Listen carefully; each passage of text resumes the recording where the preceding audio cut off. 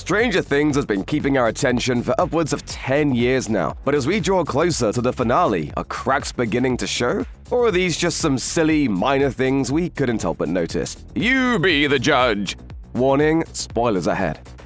The strange thing we cannot help but noticing about these supersized, feature-length epic final episodes is that they kind of do not need to be that long. Not in a plot sense, anyway. There's a lot of stuff that's going on to no clear purpose, and just feels like this team knows they're on a victory lap and don't want to edit a frame of it. Call it the James Cameron school of taking your sweet time. It's the full gamut of human expression. That's why they're 3 hours long.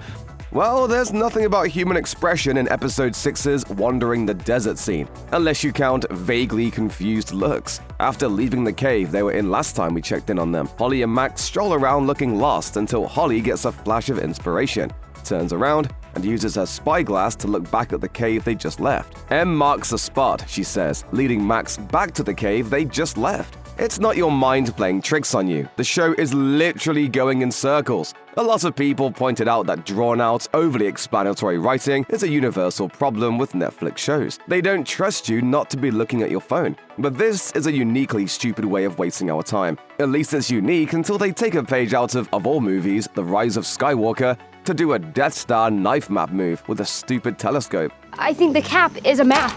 A map Henry made when he was young, a map that'll lead us to some kind of secret location. One of the more curious flexes of Stranger Things' pop culture dominance involved the creation of an official play set in the world of the show. It's not based on the show, it's not a retelling, it's a prequel, and it's canonical. Based on a story by the Duffer brothers, Jack Thorne and Kate Trefry, Stranger Things: A First Shadow is a 2-act play covering secret government experiments, the mysterious realm of Dimension X, and the origin story of young Henry Creel. The show premiered in London's West End in December 2023 and kicked off a United States run on Broadway in April 2025. And if you haven't been to London or New York City and decided to check it out in that somewhat brief period of time, well, good luck figuring out what's going on with some of the backstory stuff in Season 5. Case in point, Episode 6, Max and Holly have gone down the mineshaft. There they see an injured guy holding a suitcase and a gun. This is some kind of weird memory vision.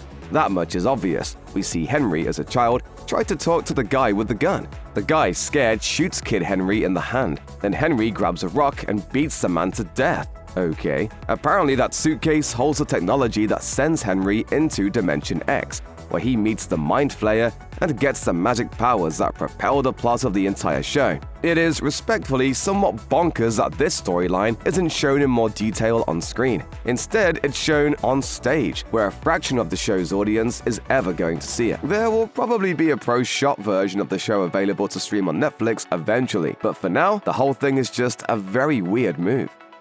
Hey, do you remember that scene in Season 4 of the Kate Bush song, where Max punched her way out of the Upside Down?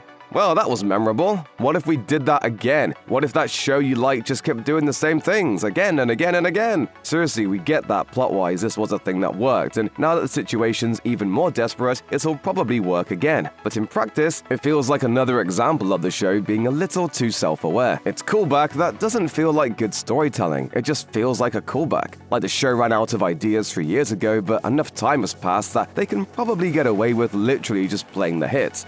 You bored of it yet? We're sorry to do it, it's almost too predictable, but this Carly stuff is an absolute drag, no? The whole thing is the feel of the Duffers brute-forcing a storyline nobody was feeling back into the show because they don't want to admit it wasn't working. Guess what?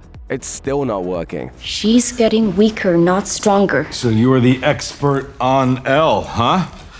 You known her for what, like a day and a half? Speaking to Variety in an interview published after Volume 1 dropped, Ross and Matt Duffer basically confirmed that this whole arc is a second attempt to get a plot point right, and let 8th actor Linnea Berthelsen have a chance for in-show redemption. Ross said, "We want when someone watches through the entire show, it doesn't feel like we dropped a storyline or a thread. But also, we really like Linnea, and we felt that episode in Season 2 just didn't give her a chance to do what we know she's capable of doing." Matt Duffer added, "I just don't think we ever nailed that storyline, obviously. I always felt bad that we didn't figure out that for Linnea. We're not ready yet to say that the show's just made things worse, but we're certainly not ready to say they fixed things with this plot either. So far, it feels like exactly what it is, a dangling plot thread thrown back on the tapestry the rest of the show has made." Season 5, Episode 7, the end of this batch of episodes right before the grand finale. What better time for a goofy sequence where a bunch of side characters do shtick into walkie-talkies or goofy music plays.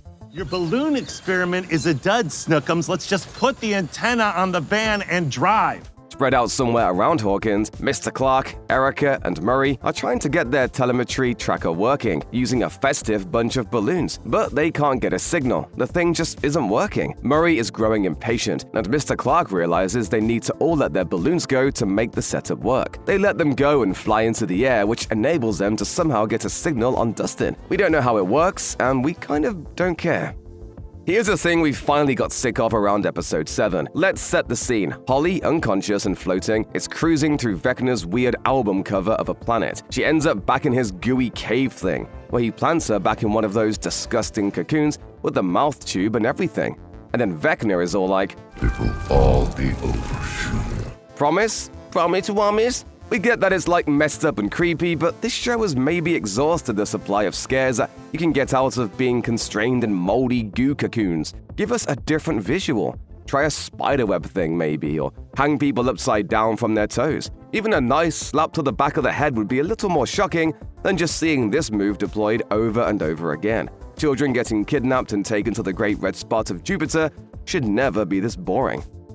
We are aware that secret military experiments are a pretty big part of Stranger Things lore, but we are pretty over-caring about these military characters, especially in Episode 7, when we take time to have a badly injured soldier tell Kay and another soldier about Vecna and how powerful and dangerous he is. This is the next to last episode of the show. Are they really not aware of Vecna? Did they not see our recap? Kay takes this dire warning and returns to stressing that their one goal is to capture 11 so they can use upside-down monsters to go and fight the Soviets. This isn't adding any stakes to anything, but it's certainly adding to the episode's runtime.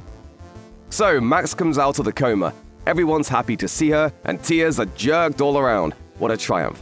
She's been asleep for a year and a half, but now she's back. Back with the gang, back with Hopper. Wait, Hopper? It's been a few years for us at this point, but the last time Max was conscious, didn't she think Hopper was dead? You know, while he was off on his own plot for a little while? A lot's changed since then. So now that she's out of this grueling internal struggle, she's back in the world she knows, and oh my goodness, Hopper's alive. If she has a reaction to this awesome news, she certainly doesn't show it. It's kind of a symptom of the show just juggling way too many plot lines at this point. So if you thought this whole scene with Max waking up was kind of missing something, like it looked emotional but it didn't feel that important, this is part of the reason why.